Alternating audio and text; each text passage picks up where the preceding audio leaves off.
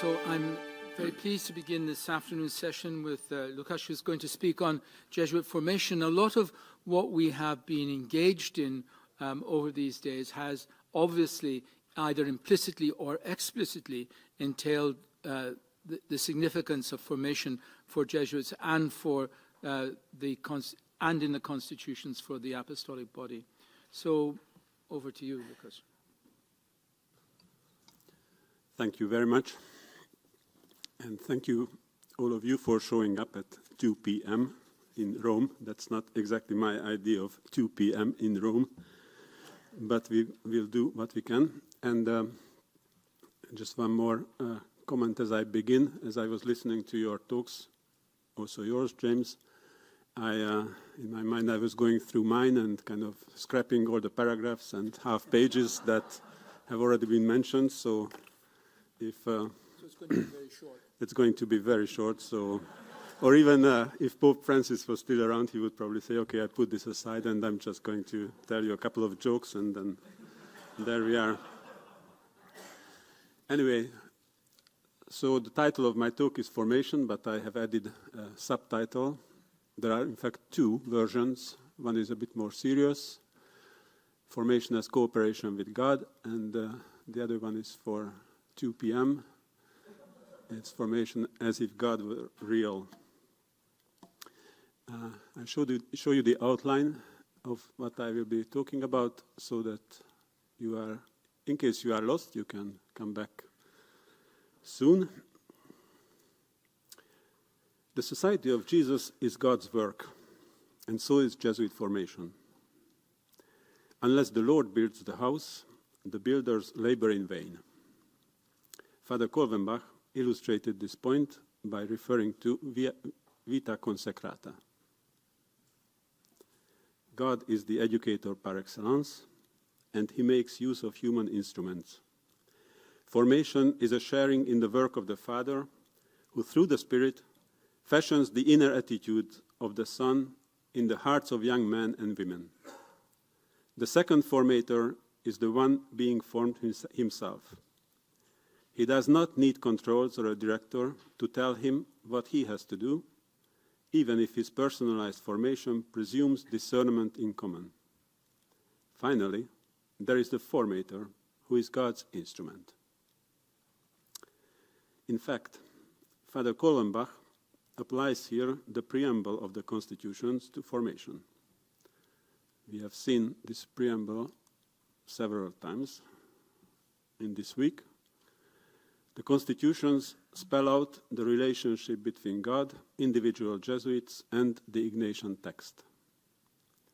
Although God, our formator and Lord, is the one who in his supreme wisdom and goodness must preserve, direct, and carry forward in his divine service this least society of Jesus, the gentle disposition of divine providence requires cooperation from his creatures. Constitutions should be written to aid us to proceed better along the path of divine service on which we have entered. Now, what does cooperation with God mean? I might say, for example, that God wants the good of the scholastic, and I, the formator, want the same. So there is cooperation. In this broad sense of the word, however, cooperation with God is a nice but practically meaningless term, something like a spiritual commonplace. Fortunately, there is also a narrower, more precise, although somewhat risky, and I would say more Ignatian meaning. When a formator can discern how a scholastic responds to God's generosity, gentle care, and mercy, even amid difficult conditions, formation becomes a deeply rewarding enterprise. Otherwise, without an awareness of how God is active, problems are likely to occur.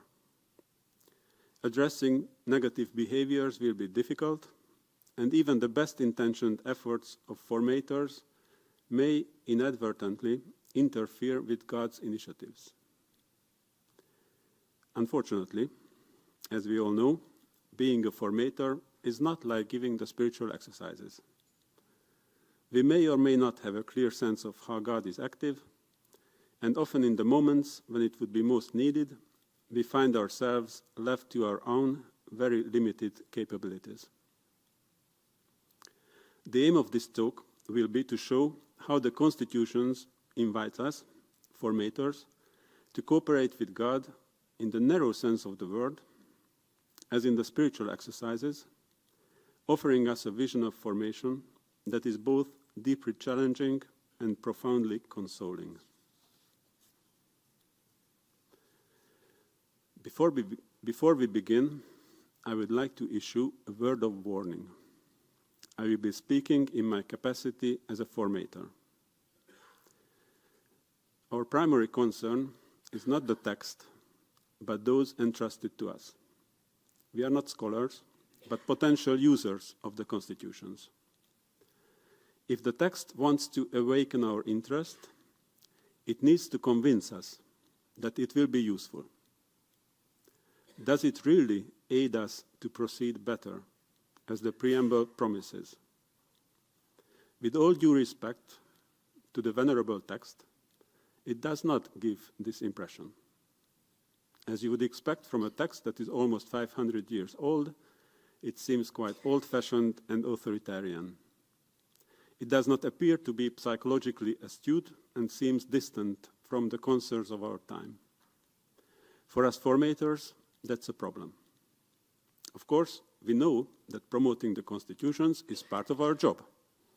This is why we invite scholars to our novitiates and other formation programs. However, if the text fails to impress us, it is not likely to inspire the next generation either. To them, it will probably seem even more distant. Fortunately, scholars are saying that even though our hermeneutic is of a particular kind, it is legitimate, despite being different from a more generic scholarly approach. I quote a scholar sitting on my left. According to Ignatius, the texts do not exist alone and apart from their usefulness, from a profit to be drawn from them. Reading the text well and finding it useful are one and the same thing. That is good news. But how will this be? A brief detour will be necessary. Ignatian spirituality has a lot to say about how an ancient text will be helpful as we desire to cooperate with God in the narrow sense of the word. The spiritual exercises never cease to impress us, continually revealing new insights into how best to facilitate a growth process initiated and fostered by God. While it is a classic for scholars, it is also clearly a useful resource for the contemporary users of the text. Those of us who give the exercises develop an identity as humble cooperators with the Lord, whose workings we contemplate in awe. We are proud to be humbled again and again as we witness God doing great things as we give the exercises. The exercises deliver on the promises of the constitutions.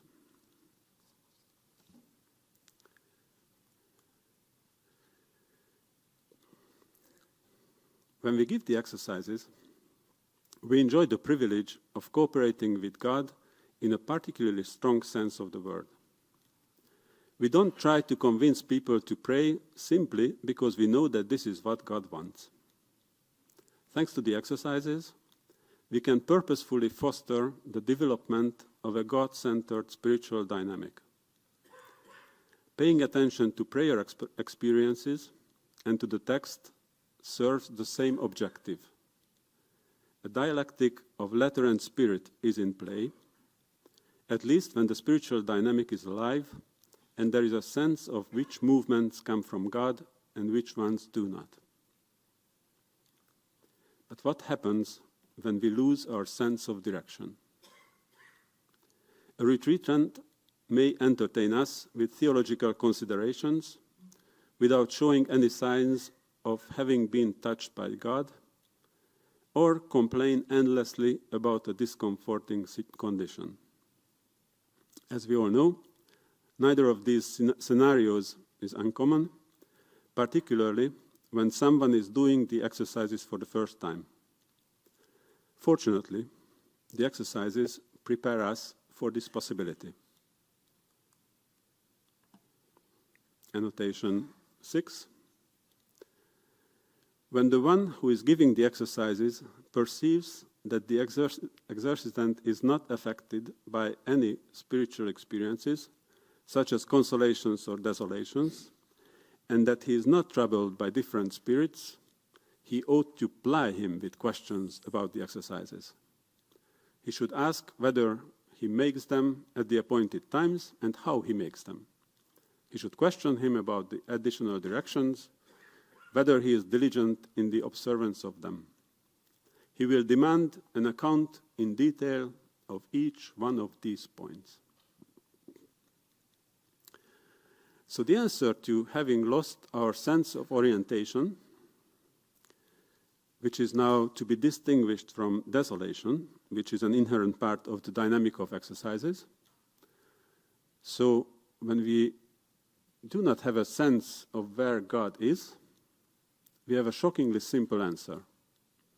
Ask how the exercises were made. This sixth annotation is so obvious and so familiar to us that we hardly pay any attention to it. Yet we are facing a mystery that we will never fully comprehend. How can the diligent observation of what the Ignatian text says correlate so intimately with a truly spiritual reality? The former is utterly down to earth, while the latter is a transcendent experience, impossible to describe or grasp. Let us now consider some other details that the sixth annotation indirectly refers to. In fact, it refers to a whole series of events. Before the one doing the exercises would actually do the exercises, the director gave them. Before giving them, he discerned what to give. Before discerning, he listened to the person doing the exercises. As he listened, he kept the exercises in mind, the text of the exercises in mind, interpreting what he heard in the context of the Ignatian text.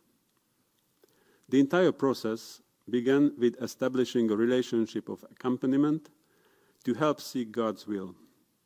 All in all, the sixth annotation refers to a circular movement involving a variety of interactions.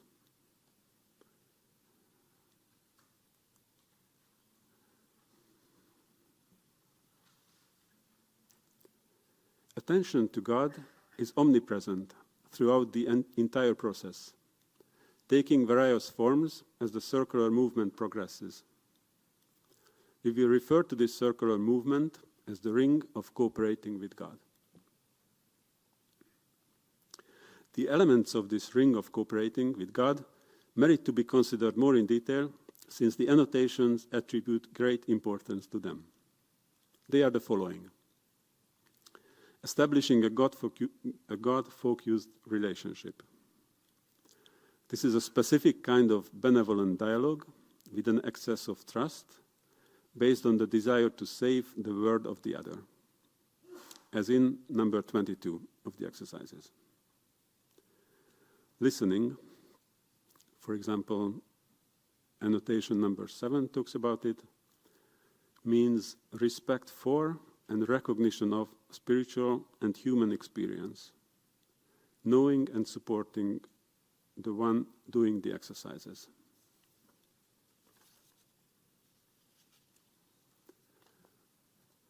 Then there is something I called Ignatian erudition. I hope this word exists. Familiarity with the exercises, a horizon of understanding that is broader than mine. So it's the wisdom of the Church as mediated by Ignatius. It's a practical wisdom that one can learn.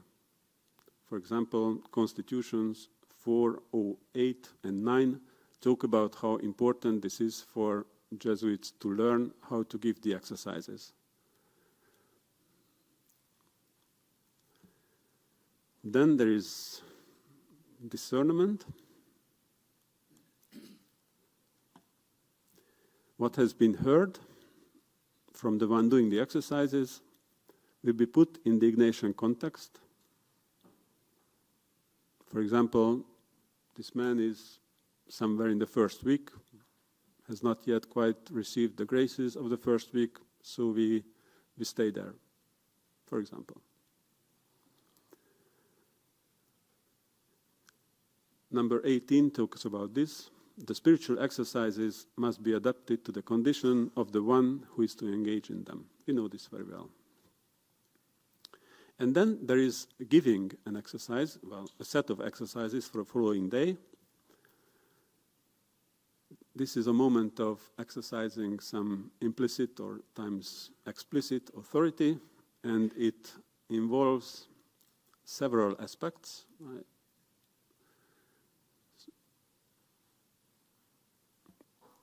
I would say there are three main parts that are usually there explicitly, or maybe we don't say each of them each time, but we expect them to be there. There is a spiritual purpose, a why you do the exercises. For example, you pray for the grace that I receive the grace to follow and imitate more closely our Lord, like in the second week. Or you might pray for going deeper in your relationship with the Lord, or discover something in Jesus that is not easy now for you to see or receive. Then there is a where to go, a what to pray about, a particular Bible passage, life experience, theological consideration, the place where I lived, the place or cave where Christ is born, or something like that. Or it can be some other spiritual place, so to say, where grace is likely to be received. And then there is a how, a couple of instructions, spiritual attitudes and practical instructions, how to prepare prayer, how to look back, and so on. And then you say to the person in the exercises, see you soon, I wish you a good day, see you tomorrow. I will be here waiting for you and praying for you. And then the man would go away and do the exercises. That's most of his day. He kind of tries to make sense of what happened, of the exercises that he has received. He, in an autonomous, responsible, and hopefully creative way, he will make use of the instructions received and evaluate his prayer before going back. And then they together reread the exercise. So I hope it's very obvious. There is nothing special in that. But I'm showing this to you because I think that instead of speaking of a dialectic of letter and spirit, we could focus on this somewhat more complex reality of the ring of cooperation. There is no direct interplay between text and spiritual experience here. The two are connected through other elements. Each element is equally important because each plays a unique role in the circular process of cooperating with God. Without listening, God's presence in prayer could not be recognized, nor can God's initiatives be respected. Without an understanding of the exercises, the richness of the Ignatian and Christian traditions would be overlooked, and popular but superficial ideas may replace profound insights into spiritual life. Without the authority to propose suitable exercises, it is difficult to help another person rise above safe and uninteresting mediocrity. It is also worth noting, I think, that most elements of this ring of cooperation are present in our contemporary cultures. They are by no means unique for Ignatian spirituality, with the exception probably of discernment. Yet in the circular movement, where the aim is cooperation with God, each of these structural elements appear to be an improved version of itself. They mutually enhance each other. The relationship with the giver of the exercises is enhanced by Ignatian erudition, adding a special intensity to an already trusting relationship. The Christian tradition comes to life and brings life, as opposed to the sense of alienation and anachronism that the tradition often connotes with. Ignatian erudition, rather than remaining encyclopedic knowledge, conveys grace. Non-directive listening is enriched by the attention to spiritual motions. Authority becomes an appreciated and authentic act of mutual trust. In the exercises, Ignatius does not intend to use these elements to overcome difficulties or respond to specific life challenges, as one would in pastoral counseling. This is not his intention. Rather, he wants the intimate communication between the Lord and the human being to unfold. This requires the elements of the ring of cooperation to be integrated into an organic unity. This entirely new reality enables the divine life in the human soul to emerge progressively. That is the process that never ceases to amaze us, whether we are doing the exercises or accompanying them. And that is the reason why we have developed such a strong, effective relationship to this Ignatian text.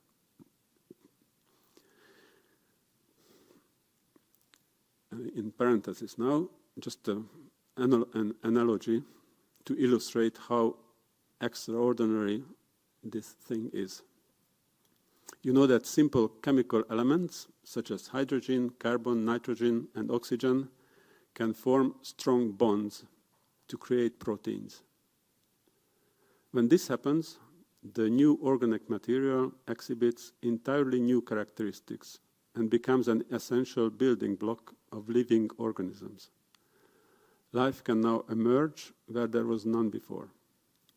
Similarly, this unique Ignatian combination of psychological, interpersonal, cognitive, and spiritual elements enables us to cooperate with God in a way that God's life can enliven and permeate the human soul, which was previously in dire need for this. The question is whether the constitutions can do the same to the body of the society.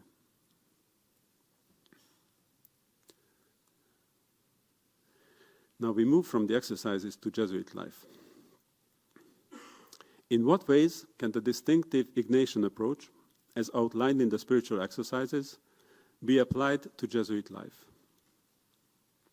Let us now open the constitutions. Part 7 describes the society as a corporate body that cooperates with God through an adapted, yet fundamentally identical version of the ring of cooperation.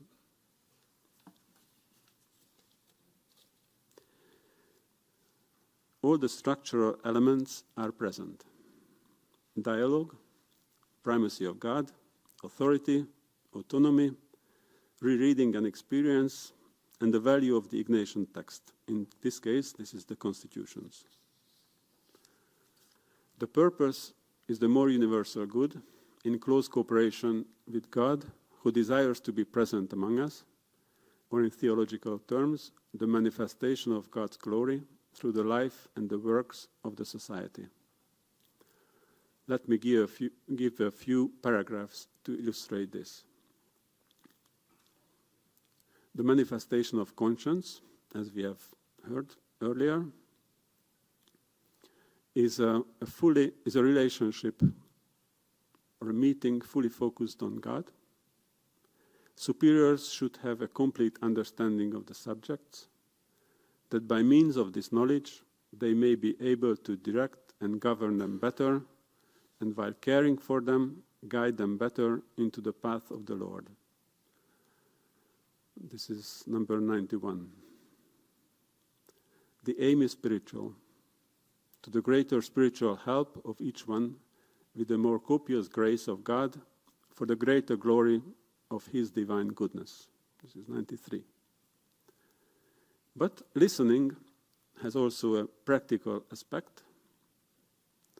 In number 629, we read, by maintaining frequent communication through letters and receiving the fullest possible information about what is going on, the superior will, as persons and affairs require, furnish advice and whatever other assistance he can. Then, what I called Ignatian erudition is the capacity to give weight to the Ignatian text without losing sight of the good of the individual. I read now from 746.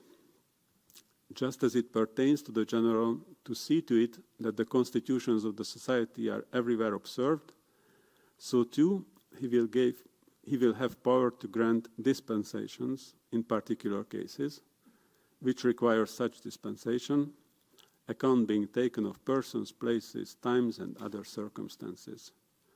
He will do this with the discretion which the eternal light gives him, looking to the purpose of the constitutions, which is the greater divine service and the good of those who live in this institute. And also the same applies, in fact, to the rector in a college. That's 424. The function of the rector will be, first of all, to sustain the whole college by his prayer and holy desires, and then to see that the constitutions are observed. Now, discerning a mission, you can find that explained in number 618. The superior general, whoever holds this authority from him, ought to bestow much careful thought so that in sending subjects to one region rather than another, or for one purpose rather than for another, or one particular person rather than another, or several of them in this manner or in that, or for a longer stay or a shorter time, that may always be done, which is conducive to the greater service of God and universal good. With this thoroughly right and pure intention in the presence of God our Lord, the superior will, on his own authority, decide about sending or not sending, or about the other circumstances, as he will judge to be expedient for the greater glory of God. Now, after all this discernment, the superior gives a mission, and I'm just showing this because it's very, very interesting. I find it very interesting. So you see the same details that are already familiar from the exercises. So you give something to do, you give a spiritual why,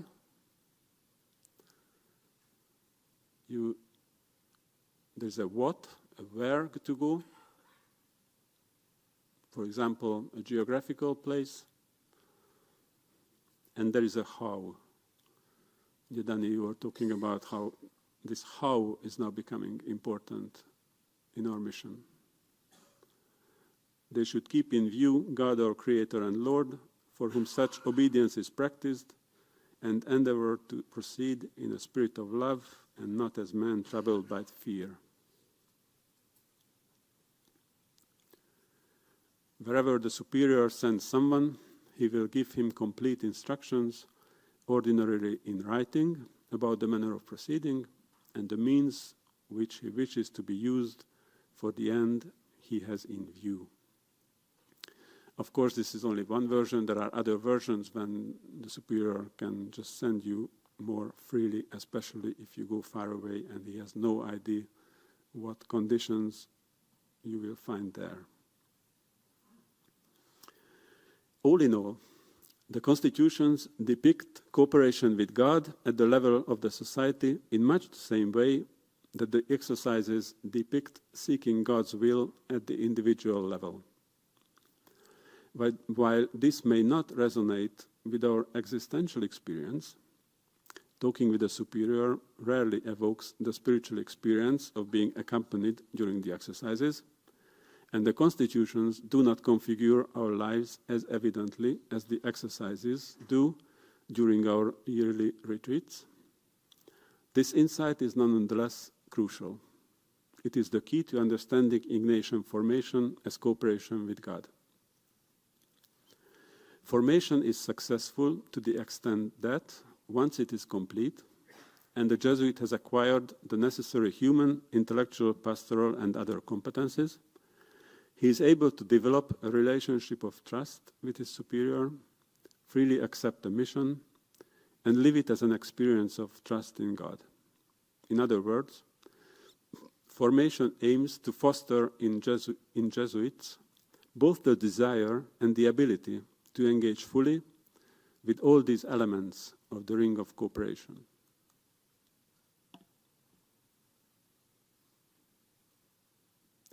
This becomes possible when, in looking back on the years of formation, one experiences a deep sense of satisfaction. I appreciate being challenged in this way because I have learned to trust God as I moved through each probation.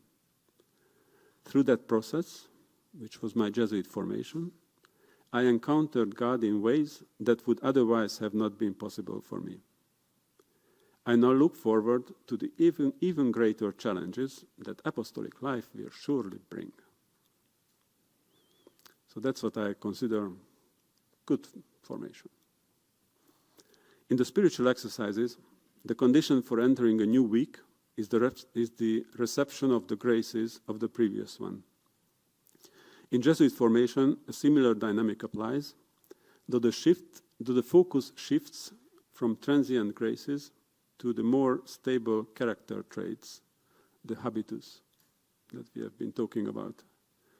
Tertianship, the school of the heart, plays a vital role here. It reintroduces some of the novitiate experiments so that effectively engaging experiences can, after the long years of study, reopen the heart to subtle interior movements. This renewed receptivity allows consolations to be more easily recognized and embraced.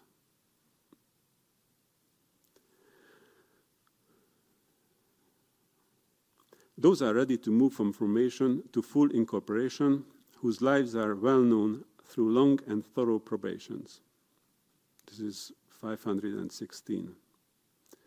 But to know someone through probations also means understanding how well he is able to engage with and benefit from these elements of this ring of cooperation with God.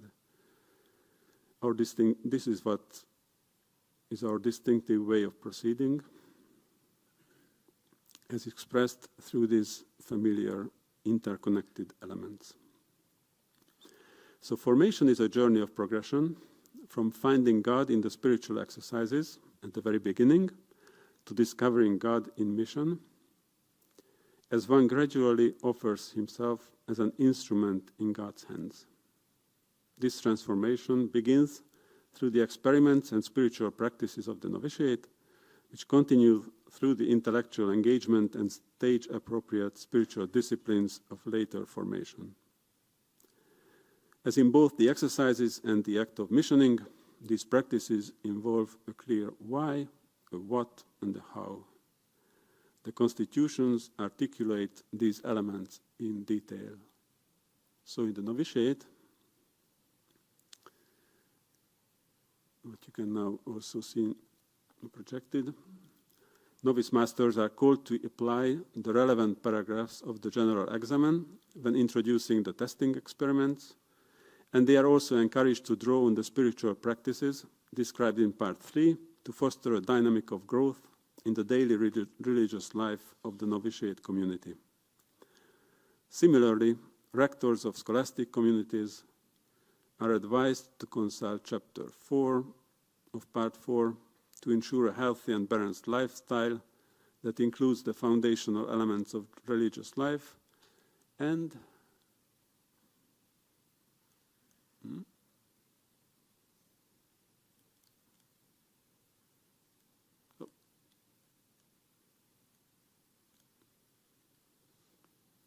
my slides are stuck here. Okay, maybe change.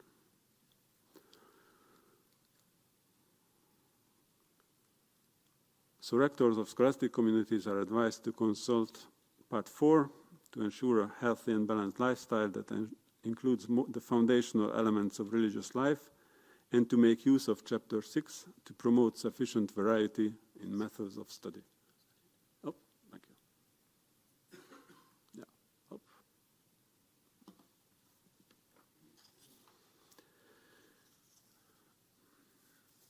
Okay.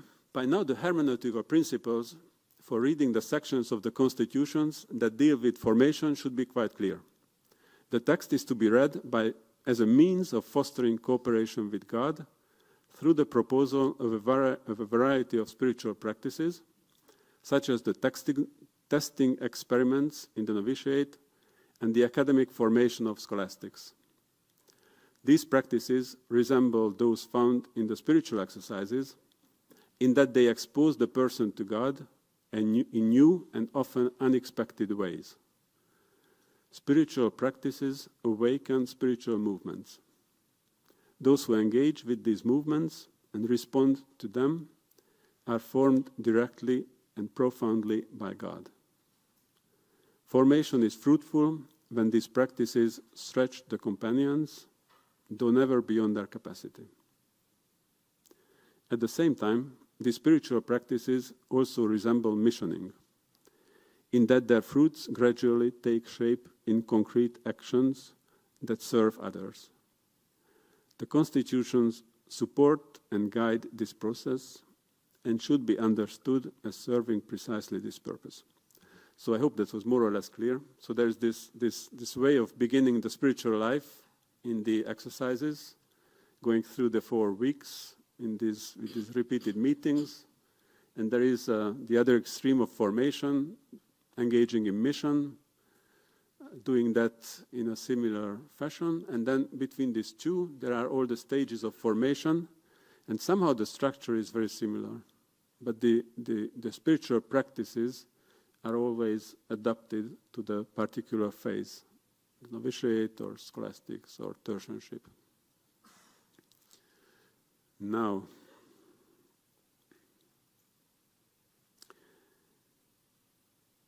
I think that now that we have seen how the constitutions intend to shape Jesuit formation and how they engage users desirous to cooperate with God, it would be a good time to conclude this talk by saying that all you need to do is move from theory to practice. So, unfortunately, I believe that things are not as simple as that, even though the DSS, this recent document on the state of the society, invites us to do just that. The epochal changes that the society is facing convey a sense of urgency concerning Jesuit identity, the constitutions, and formation. Becoming aware of our identity is now the key to responding authentically to the challenges of epochal change. The identity of a Jesuit is clearly expressed in the constitutions. Jesuit identity is not acquired in a moment, once and for all. Entering the Society of Jesus is a long process that takes a lot of time and energy on the part of each person, as well as on the part of those responsible for accompanying this process. The constitutions of the Society of Jesus describe in detail this process. Well, this is very nice, but this is not new. Since the text of the constitutions was updated at GC 34, general superiors and general congregations have repeatedly drawn the attention to this text. So the implicit message of the De Statu document is that not much has changed. The challenge is not just an identity crisis that could be solved by focusing more on the constitutions. The challenge is that despite being aware of this for at least 30 years, we have been unable to address it. What is going on here? It will be helpful to return just one more time to the spiritual exercises. John O'Malley and Tim O'Brien, in their essay, The 20th Century Construction of Ignatian Spirituality, offer a helpful historic perspective. They explain that what we now call Ignatian spirituality, a set of assumptions, symbols, practices, and ways of thinking, is a 20th century development.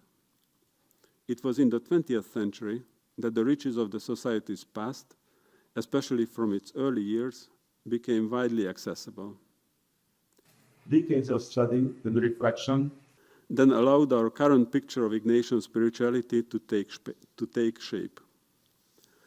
This moment was initiated by the publication of Ignatian sources at the end of the 19th century, which sparked a new scholarly interest in spirituality.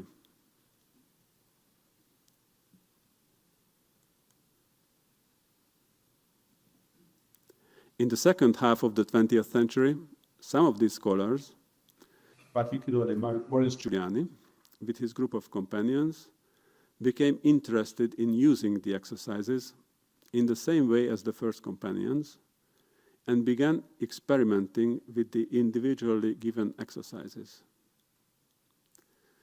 One of the most interesting meetings I ever had as a Jesuit was when I was a scholastic in Paris, and there was some gathering of the French province, and I just began talking to an old Jesuit, and after a couple of minutes I realized that that was Maurice Giuliani, and he just started to talk about these very early days.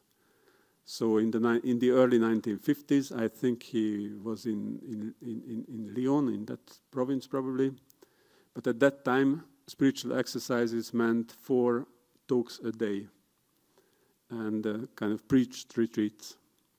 And so there he was, with a couple of other Jesuits, and he was very interested in this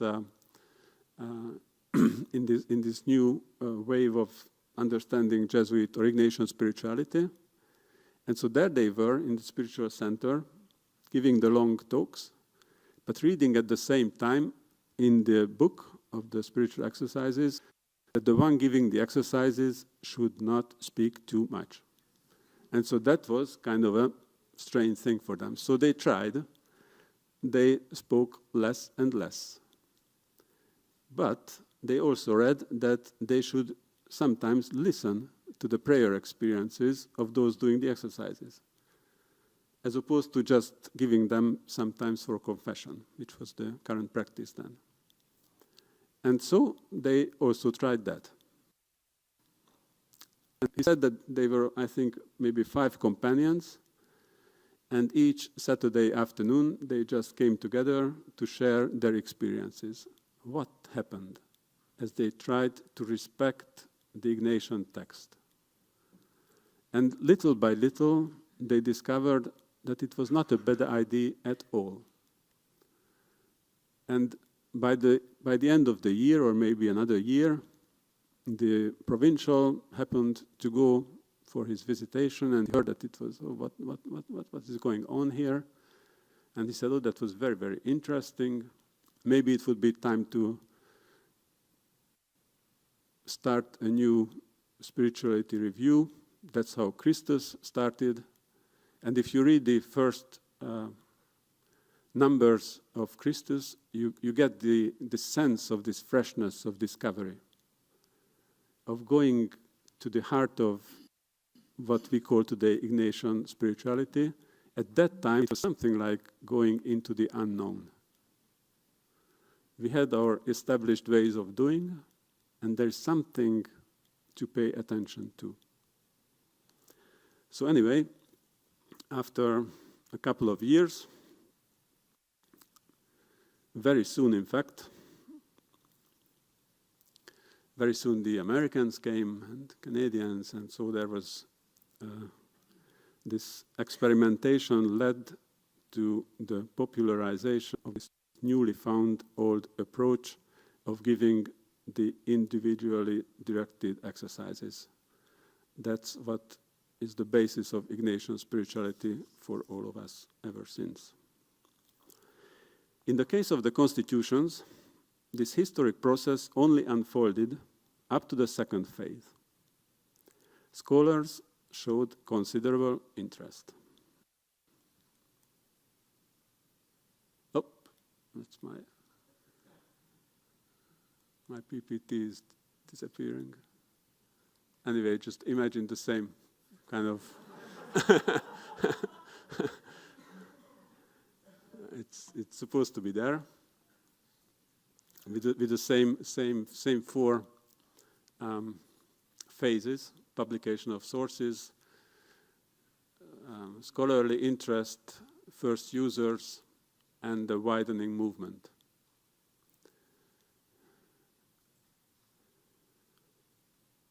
Some programs have been also developed to pray with the text of the constitutions.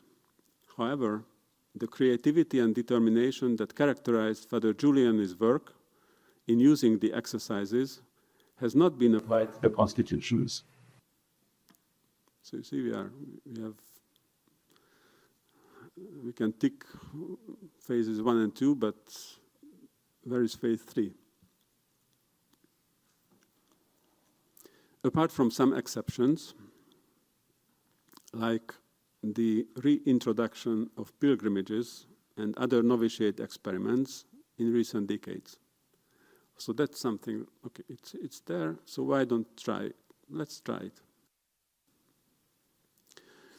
With all due respect for Father Kolvenbach's letters on formation, the insights they share are excellent, but in practice, they tend to overshadow the constitutions rather than encouraging us to engage with them. I agree with John O'Malley and Tim O'Brien that the current profile of Ignatian spirituality must evolve. It should continue to be shaped by the original sources, such as the constitutions, and the needs of today's society. Yes, but how can this be done? And now I'm coming to the end. Just a few words about a project, a recent project. How can we read the constitutions in a way that it has a chance to transform us, making us more able to cooperate with the Lord? I would like to present Project Giuliani as an example. Named after the French Jesuit Maurice Giuliani, it ran from September 2024 to May 2025. It involved a group of European novice masters who dedicated a few hours each month to reading, reflection, and online meetings. Practices and paragraphs from Part 3 of the Constitutions were selected for study with the aim of determining how they could be presented as helpful spiritual practices for novices. The novices were then asked to engage in these practices and share their insights. So there you can see an image that was a shared Google Drive we used, and some of the topics that we developed there. One of the paragraphs that the group worked on was number 250. Although it is a complex one, the basic idea is simple. I'll show you how complex it is. And then, using Patrick Goujon's method to make things simpler, I would like to show you how simple the basic idea is. Avoid distractions as much as possible, regain your peace of mind and heart when necessary, and strive to convey the peace of the soul that is in the presence of the Lord.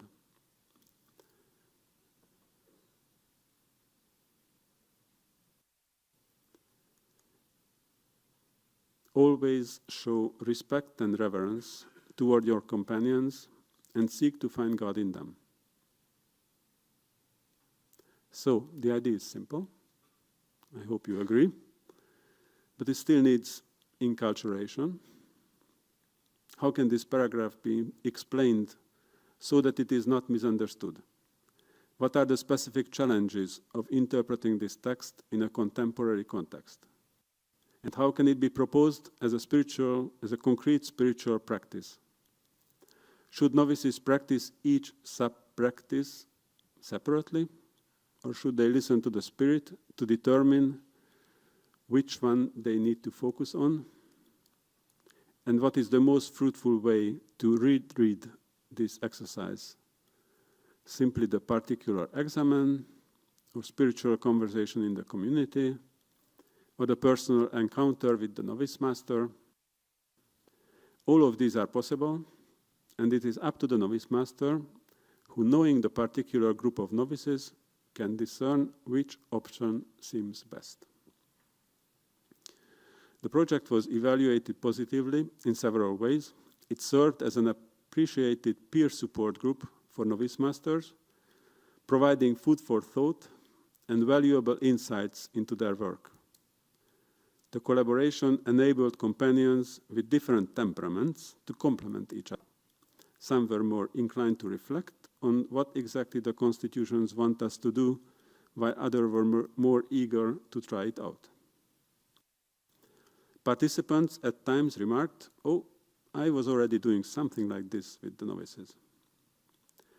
There were also signs that this new approach was helpful for novices, offering valuable insights and experiences. However, the project had its limitations. These were partly due to time constraints and limited availability, and partly to hesitations about how to work together. It is an unusual way of working together among novice masters. Due to these and other challenges, the enterprise remained in the realm of a hobby project.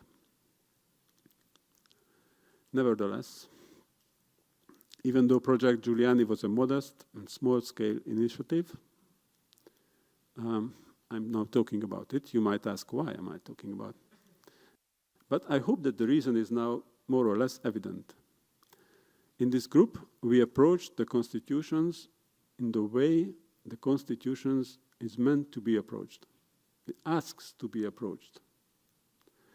With the desire to cooperate more closely with God and to bring some of the key paragraphs into this ring of cooperation. Today, there are some novices and some novice masters who can testify firsthand of how God has shaped them through prayerful engagement with some of the spiritual practices proposed in the constitutions. And, of course, if this could continue, then maybe in a couple of years we would have scholastics saying, "Oh, I'm in a community that is not that very easy. It's an international community. There are all kinds of funny characters. But in my novitiate, we had a novice master. He was a bit strange, but at least he made us practice this number 250 so much that really now I know all the traps that can happen to me, and I'm able somehow to navigate gracefully through this otherwise difficult community experience." Although the materials produced by the group are still in draft form, they are available to any other group that might undertake a similar project in the future. What we have learned may continue to benefit the society as a whole. If other formators are open to having their established routines challenged through a fresh reading and interpretation of the constitutions, they will not need to begin from scratch. Gradually, as formators allow the constitutions to shape their cooperation with God, Ignatian erudity, new insights, deeper meaning, and other manifestations of divine goodness through this text can become a lived reality across the society. In that case, Project Giuliani will not remain a minor or isolated initiative, but part of a broader movement of renewal. And I come to my conclusion. Living organisms exist in environments they cannot control. Whether we speak of a cell, a plant, or a human being, or God's chosen people in the Bible, or the body of the society, there are seasons of abundance and seasons of scarcity. Just as the spiritual life includes times of consolations and desolations, each season requires a fitting response. In times of abundance, organisms adapt by generating new forms of life, blossoming, expanding, bearing fruit in exceptional ways. In times of scarcity, however, they shift their focus to what is essential for survival. Rather than expanding outward, they are reordered for the optimal use of limited resources. In the spiritual life, where the only true resource is God's grace, this adaptation involves disposing oneself They receive that grace. through deeper prayer, meditation, examination of conscience, 3 spiritual exercises, 319. The body of the society is living in a cultural environment that is not supportive of religious life. We have recognized the need for a stronger Jesuit identity and the role of the constitutions in it. It would be an imprudent waste of our energies to wait another 30 years before the constitutions can play a prominent role in formation. However, how can we overcome the historic blockage preventing us from becoming actual users of the constitutions? It seems to me that Father General, I have not been consulting with him, so I'm making this up, but who ultimately bears responsibility for these questions, seems to me that he has no other choice but to look upon formators with a patient and encouraging gaze. It is my task to ensure that the constitutions of the society are faithfully observed everywhere. I can read it in 746. But I can only fulfill this responsibility if you bring your creativity to bear and discern what this means concretely for formation. I authorize you to waste your time and energy on this work. You cannot simply outsource it to scholars. The text does not yield its richness in that way. It reveals its depth only to those who seek to cooperate with God in the service of their companions. Formation is the privileged space for this. Trust that those in formation will respond generously and with surprising creativity. But be prepared. You will need to let God challenge your assumptions and transform you, both as Jesuits and formators. You have already seen what happened, and the previous generation recovered the full power of the spiritual exercises.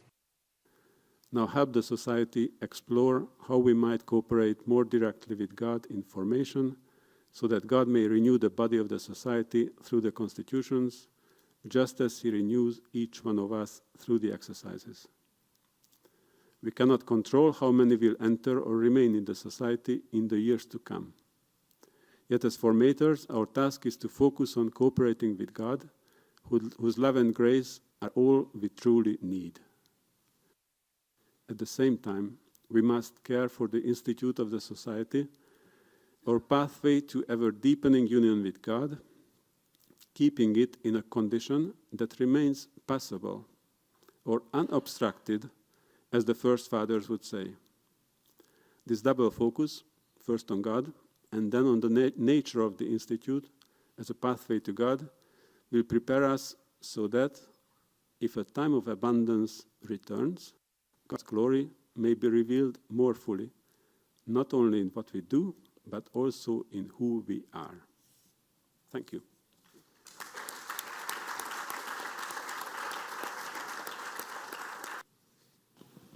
Thank you for your talk.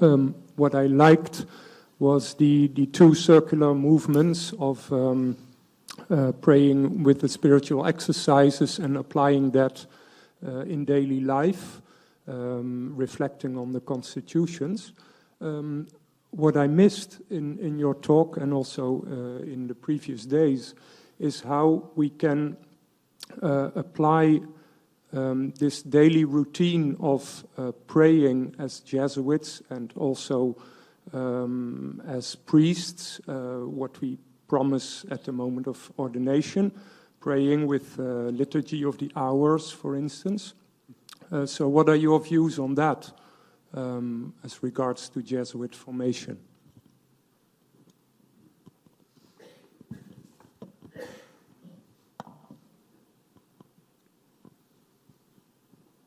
Good question.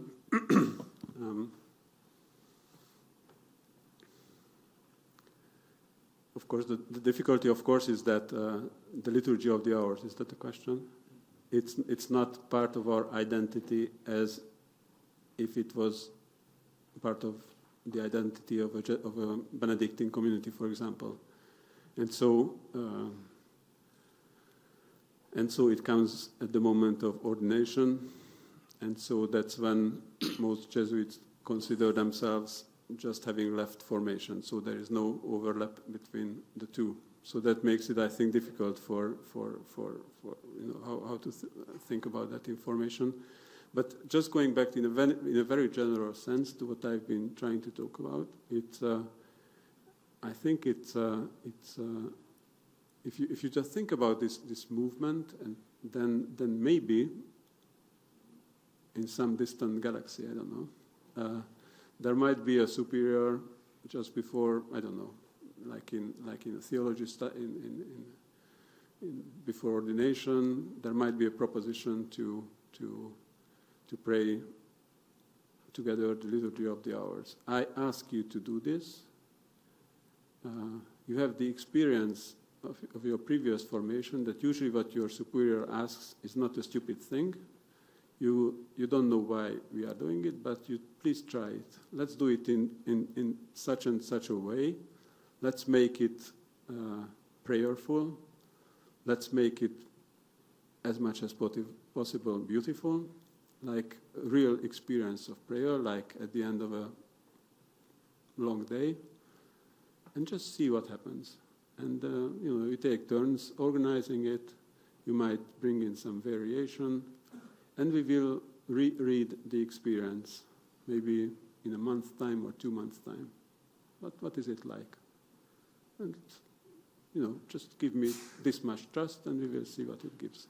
So I think this model is able to introduce changes that we desire in our formation in a very generic way. If I could just make a brief observation on that, I think it's a very good question because I think it's one of the areas that we miss in our formation.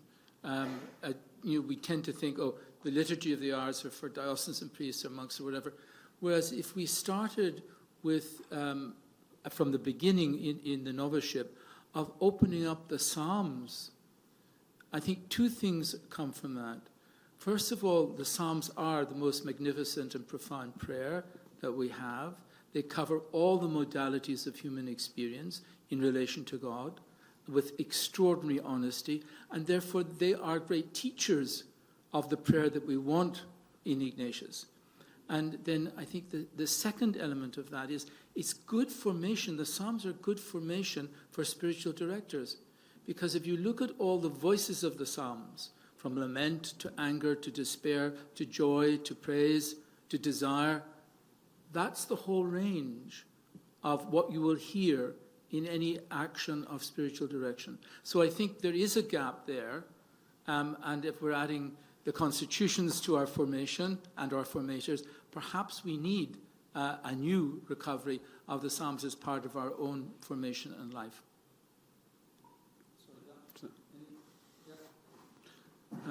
Carlos?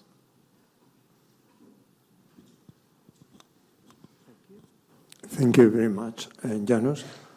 Praiseworthy I encourage everybody to join in and help out and do as much as we can. I mean, something needs to be done.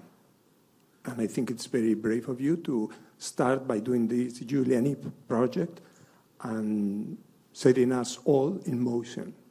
Thank you. A couple of notes. I don't think it is truly radical and Ignatian. 250 is a constitution mostly taken from the Dominican declarations and constitutions. It comes from the rule of St. Augustine. It is not Ignatian. Second note, the principle of cooperation is medieval, is Thomistic, is theology. Now, that fits perfectly at the end of the constitutions. But if you ask me, I will go with Francis on the principle of self-emptying, kenosis, annihilation. I mean, from the Eastern spirituality, the problem is not cooperation. That's too much of hubris of the human being. The principle is disposition, self-disposition, getting ready, being opened. Eventually, there will come. I mean, cooperation is part of the journey, but not the beginning of it. So I think it's much more Ignatian, much more archaism, Constitutions 101. Thank you. Sorry. Yeah, just I did have issued a warning that it's a different perspective, mine. So when I think of cooperation, I'm not thinking that much in terms of like history of spirituality. I'm thinking of what happens when you accompany someone in the exercises, and he has all kinds of things going through his mind, and you want him to pay attention to something that you are probably, and hopefully the person discovers as coming from the Lord, like a little, tiny little encouragement or some light. And you want them to stay with that, to go with that, to give space. I have no problem calling that cooperation with something that is coming from God, that is a spiritual movement. And I in that sense, there is something coming from the Lord, and I want to allow myself to be shaped by it. I give space to it. I give time. Yeah, right. That's my take. But to give a note, that was my commentary. Mm-hmm. I would rather go with the gospel. I mean, I could rather go with the very meeting the mystery of God. And before the mystery of God, there's no cooperation. It's simply all. And then... Yeah, I agree. So, but the spiritual exercise is the first probation in the novitiate. So you go through it's through the mystery of God, through the 4 weeks that you enter this relationship. And then within that relationship, you ask, I don't know, for God's help to be able to do something, little things, but it still seems difficult. And somehow you experience God helping you. You say, thank you. Well, it's kind of... Thanks very much. Anyone else? Yes, please, Justin. I suppose, I mean, I like the idea of this going back to the sources, and the Advantes is a very, it's a wonderful urge. And I suppose I wonder, though, in some senses, and maybe this is just me having watched older Jesuits and listened to them, but, in the case of the spiritual exercises, the preached retreat arose for a whole bunch of reasons. Whereas and going back to the directed retreat makes a lot of sense. But on the other hand, some of the provisions in the novitiate of on the constitutions were actually applied in living memory, and some of the men came back damaged from it. I mean, are we going to bring back the syndic? Are we going to bring back the refusing food to men until they've made what we see as a good confession? There are things in there that actually you wouldn't want to apply literally nowadays, at least I'd have thought not. Yeah, thank you. That gives me occasion to clarify that. I think you are right, and that's probably the reason why we never moved to phase 3, because we have so many memories. Like when I was a young Jesuit, we had some brothers, and they were telling us how they were hammered by, I don't know, this or that paragraph of the constitutions, that as a brother you are not supposed to do this, blah, blah, blah. And so, of course, I'm not. I mean just putting something in this circle of discernment, to me, it's quite obvious that it's not that I would like to bring back. So you can do that if you never listen to the brother. If you are just there, okay, you just use part of this circle. Okay, I have the constitutions, I have authority, I want you to do this. But that's not what I'm speaking about. So I'm going to take one more question, and then we're very fortunate this afternoon in having the Assistant for Formation to the General here, Mark Revisa. I'm just after the next question, Mark, just wondering if, given this whole session on formation, if you have any comment that you'd like to add or observation that you'd like to add. And I'm taking great joy in putting you on the spot. I have to admit that, but I'm giving you fair warning of that. Okay, so please, the question over here. Thank you very much. I think I'm going to say something that I was about to ask yesterday, and during the discussion with one of my brothers, I was underlining the fact that maybe we have missed or we did not enough underline the important role of the autobiography of St. Ignatius as related to the constitutions. Because if we look at the autobiography of St. Ignatius, we find the parallelism in the constitution from the beginning, his conversion, until to the time when he's general of the society and how he's seeing the future of the society in the 10th part of the constitution. And as we look at the autobiographies, there is a very important say of St. Ignatius himself regarding his formation, when he said that God was acting with him like a master acting with a schoolboy, like someone teaching him through all those experiences that he went through from Marenza to Rome. He was completely a transformed man. And this is why formation is really about the initiative of God who is training us.